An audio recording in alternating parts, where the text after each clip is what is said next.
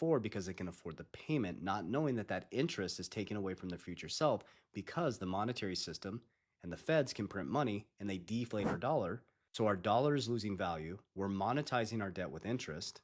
And so we're getting poor every single year. But we're not taught that.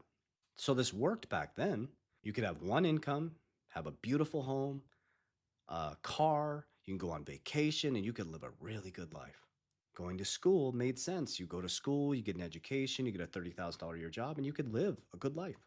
Well, in 1971, everything changed. I promise I'll get to a current reality and what's happening with the banking system because we're going back to 1907, pre 1907.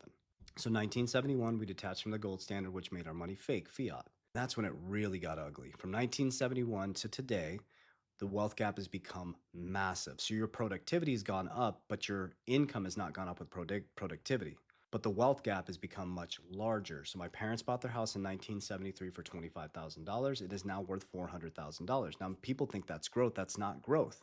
This is where you're indoctrinated. That is devaluation of their currency. Here's why. Because if they sold that house, they could only move into the same neighborhood. They didn't grow. Their value of their dollar went down.